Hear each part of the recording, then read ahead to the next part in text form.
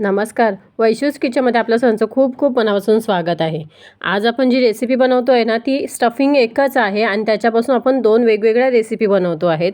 मस्त अशा रोज 2 वेगळ्या डिश ज्या आहेत त्या तुम्ही मुलांना देऊ शकता. भरपूर भाज्यांचा वापर केलेला आहे याच्यामध्ये, त्यामुळे खरंच खूप पौष्टिक अशा डिश आहेत या दोन्ही रेसिपी आणि खरंच तुम्ही नक्की बनवून देऊ शकता. मुलं आवडीने खातील. त्यासाठी काय घेतलेलं आहे, एक मोठ्या साईजचा बटाटा किसून घेतलेला आहे, कॉर्न घेतलेले आहेत बॉईल करून, त्यानंतर बारीक चिरलेला कांदा घेतलेला आहे, त्यानंतर गाजर घेतलेला आहे, तोही बारीक चिरून घेतलेला आहे, बारीक चिरलेली कोथिंबीर घेतलेली आहे. आता ह्याच्यामध्येच मी टाकते ऑरेगॅनो. ऑरेगॅनो कारण का आपण हे सगळं मिक्स करणार आहोत, त्याच्यामुळे ह्याच्यातच थोडेसे ऑरेगॅनो टाकलेलं आहे. त्यानंतर थोडेसे टाकलेले आहेत चिली फ्लेक्स. ज्या चवीनुसार असेल, आपल्या तिखटाचं प्रमाण, आपली मुलं किती तिखट खातात ना त्या हिशोबाने असेल. आणि बाकी मी इथे जास्त काही वापरणार नाही आहे. आणि खरंच बेसिक ज्या भाज्या आहेत तर भाज्या आपण कोणत्याही घेऊ शकतो. मी ज्या घेतल्या त्याच घेतल्या पाहिजे असं नाही. कोणत्याही भाज्या आपल्या मुलांना ज्या आवडतात त्या घेऊ शकतो. इथे चवीनुसार मीठही टाकलेलं आहे मी. आणि खरंच खूप छान रेसिपी होते.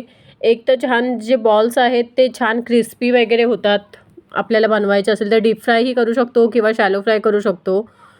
आणि किंवा आपण मस्त असं शॅलो फ्राय वगैरे करून दिलात ना तरीही छान क्रिस्पी होतात ते. आणि दुसरं तर आपलं मस्त असं स्वादिष्ट असा स्टफ पराठा म्हणू शकता याला. एक टॅकोस टाईपमध्ये असतो, बनवणार आहे मी. आणि छान चीझी वगैरे होणार आहे तो पराठा. आणि ते बघा सगळं मिश्रण तोपर्यंत मी एकजीव करून घेतलेलं आहे बोलेपर्यंत. आणि ह्या मिश्रणाचा ना इथे गोळा होतो का बघायचं आपण. आणि जर तुम्हाला असं कमी गोळा जर होत नसेल ना, जर भाज्या जास्त आल्या आणि बटाटा कमी झाला ना तर गोळा होणार नाही. त्यामुळे इथे जर गोळा कमी आपला होत नसेल ना तर तुम्ही बटाट्याचं प्रमाण वाढवू शकता. इथे परफेक्ट झालेला आहे. आता एक मी मोठा गोळा करून घेतलेला आहे, जो मी आपला स्टफ पराठा जो म्हणू शकता ना त्याच्यासाठी पाहिजे आहे. आणि बाकीचे जे छोटे छोटे बॉल्स आहेत किंवा कटलेट म्हणू शकता, कोणताही शेप वेगळा दिला तर तुम्ही त्याला कटलेट बनवू शकता. मी इथे बॉल्स टाईप बनवते, त्यामुळे तुम्ही ते बॉल म्हणू शकता. आणि जर तुम्हाला कटलेट वगैरे बनवायचं असेल कोणत्या शेपमध्ये वगैरे तर तसंही करू शकता. मी आता इथे एकाच साईजचे मस्त असे बॉल तयार करून घेते. बघा एक मोठाच्या मोठा बनवून घेतलेला आहे, जो आपल्याला स्टफ पराठ्यासाठी पाहिजे. आणि बाकीचे जे आहेत ना ते मस्त असे आपण इथे दुसऱ्या दिवशी आपण त्याला मुलांना देऊ शकतो. आणि इथे सगळे बॉल तयार करून झालेले आहेत. आणि ते मी ना एका डब्यामध्ये इथे कोणत्याही कंटेनरमध्ये वगैरे ठेवू शकता फ्रीजमध्ये, जेणेकरून ते छान सेट होतात. अशा पद्धतीने सगळे भरून ठेवलेले आहेत. झाकण लावून फ्रीजमध्ये आपण ते ठेवायचं आहे. फ्रीजमध्ये ठेवायचं, फ्रीझरमध्ये नाही. त्यानंतर आता तवा गरम करायला ठेवलेला आहे, तव्यावर ठेवलेला आहे जो आपण मोठाच्या मोठा बॉल तयार केलेला आहे तो. त्यानंतर मी ही ताजी चपाती घेतलेली आहे. तुम्ही ह्या शिळ्या चपातीपासूनही बनवू शकता. आणि ना इथे चपातीवरती त्या बॉलवर ठेवायची आणि जो आपला स्मॅशर असतो ना त्याच्याने थोडंसं प्रेस करत करत तो आपण व्यवस्थित तो आतला जो गोळा स्टफिंग जे आहे ना व्यवस्थित पसरवून घ्यायची आहे चपातीला. साईडला थोडंसं तेल सोडायचं आहे. तेल सोडलेलं होतं मी, ते दाखवलं गेलं नाही आहे. आणि त्याच्यानंतर बघा इथे छान असं व्यवस्थित सगळीकडे पसरवलं ना की त्याच्यानंतर याच्यामध्ये भरपूर असं चीज टाकायचं आहे. जर तुम्हाला असं नसेल जमत तर डायरेक्ट तुम्ही चपातीवर तो गोळा पसरवून लावलात तरीही चालेल. एक वेळ तुम्ही अर्ध्या भागात लावलात तरीही चालेल किंवा पूर्ण भागात पसरवून लावलात तरीही चालेल. मी अशा पद्धतीने केलेलं आहे जेणेकरून तो स्टफिंग जी आहे ना ती छान आपली भाजली गेलेली आहे. त्या खालच्या साईडला जर ठेवलं आणि त्याच्यावरती चपाती टाकली त्याच्यानंतर. आणि ते बघा इथे मी चीज मस्त असं किसून घेतलं होतं चीज आणि तो त्याच्यावर पसरवलेला आहे सगळीकडे. आणि ते हाफ फोल्डमध्ये अशा पद्धतीने पराठा तुम्ही म्हणू शकता मस्त असं फोल्ड करून घेतलेलं आहे. आणि त्यात मस्त तेल वगैरे सोडायचं आहे आणि छान क्रिस्पी करून घ्यायचं आहे. बाहेरून क्रिस्पी क्रंची असं आणि आतून सॉफ्ट आणि चीझी असा आपला हा मस्त स्टफ पराठा तयार होतो इथे. आणि दोन्ही साईडने मस्त असं शेकवून घ्यायचं आहे. जास्त वेळ लागत नाही. गॅसची फ्लेम इथे लो ठेवा, कारण का लो फ्लेमवर तो छान क्रिस्पी होणार. आणि आपल्याला करपवायचं नाही आहे, तो छान कडक कडक करायचा आहे. आणि ते बघा मस्त असं एक साईड छान क्रिस्पी झाली ना मी, आणि त्याच्यानंतर पलटून घेतलेली आहे. दुसऱ्या साईडनेही असंच आपण क्रिस्पी करून घेणार आहोत. त्यानंतर आता इथे थंड झाल्याच्यानंतर थोडंसं म्हणजे एकदमही थंड झालेलं नाही, गॅस वगैरे बंद केलेला आहे. आता मी ते तव्यावरच मस्त इथे कटिंग करून घेते अशा पद्धतीने, जेणेकरून मुलांना खायला इझी जातं. पिझ्झा कटरने मस्त असं इथे बघा कट करून घेतलेले आहेत. त्यानंतर टिफिनमध्ये अशा पद्धतीने भरून दिलेलं आहे. तुम्ही याच्यावर तुम्हाला पाहिजे असेल तर सॉस वगैरे देऊ शकता. मी माझ्या मुलाला असंच दिला होता, त्याने खूप एन्जॉय केलेला आहे. त्यानंतर दुसऱ्या दिवशी जेव्हा आपण ही रेसिपी बनवतो आहे ते बॉल्स आपण फ्रीजमधून काढून घेतलेले आहेत. ते आता साईडला ठेवूया.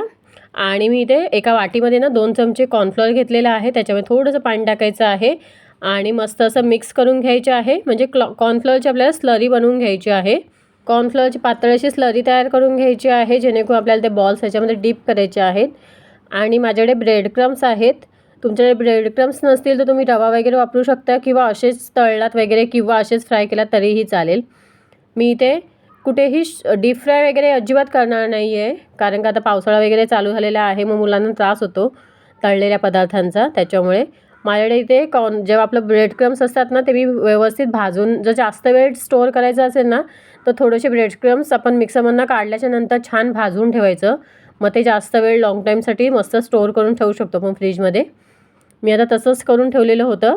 त्यामुळे आता मी इथे एक बॉल घेतलेला आहे. कॉर्नफ्लॉवरच्या स्लरीमध्ये डीप करायचा आहे, व्यवस्थित तो घोळवून घ्यायचा आहे.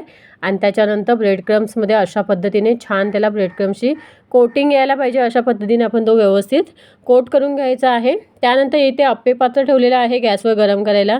त्याच्यावर 1 चमच्याने आपण थोडंसं तेल टाकायचं आहे. तुम्ही पाहू शकता इथे तेल केवढंसं टाकलेलं आहे. आणि त्यानंतर त्याच्यामध्ये आपण एक बॉल्स जे ब्रेड क्रम्समध्ये छान घोळवून घेतलेले आहेत ना, ते एक बॉल्स अशा पद्धतीने याच्यामध्ये मस्त भाजायला ठेवायचे आहेत. सगळे आपण बॉल्स याच्यामध्ये ठेवून घेणार आहोत. आणि त्याच्यानंतर त्यांना मस्त असं आपण फ्राय करून घ्यायचे आहे. गॅसची फ्लेम लो टू मीडियम ठेवायची आहे, जास्त हाय ठेवू नका, कारण का आपला नॉनस्टिक जर पॅन असलं ना तर मग ते पटापट भाजले जातात. खूप लाईट वेट असतात ना, त्याच्यामुळे पटापट भाजले जातात. आणि वरतून मी थोडंसं पुन्हा तेल टाकलेलं आहे, अगदी चमच्यावरच टाकलेलं आहे. आणि त्याच्यानंतर बघा एकेका साईडने थोडेसे भाजत आले ना की अशा पद्धतीने आलटून पलटून घ्यायचे आहेत. अशाच पद्धतीने व्यवस्थित सगळ्या साईडने भाजून घ्यायचे आहेत सगळ्या बॉल्सना. तिथे जवळच थांबायचं, म्हणजे कुठे जायचं नाही, नाहीतर ते एकाच साईडला मग जळून वगैरे करपून जातील. आणि छान व्यवस्थित बघा इथे मस्त क्रिस्पी होईपर्यंत भाजून घ्यायचं आहे. कलर तुम्ही इथे पाहू शकताय किती छान आलेला आहे, गोल्डन कलर. खूप मस्त असं भाजले गेलेले आहेत. तुम्हाला पाहिजे तर ह्याच्यामध्ये सुद्धा आपण तुम्ही बॉल्सच्यामध्ये सुद्धा आपण चीज ॲड करू शकता. चीजी वगैरे बॉल बनवायचं असेल तर. मी याच्यामध्ये चीज ॲड केलेलं नाही आहे, फक्त बॉल्स ठेवलेले आहेत. आणि तुम्ही इथे पाहू शकता किती भाज्यांचा आपण वापर केलेला आहे.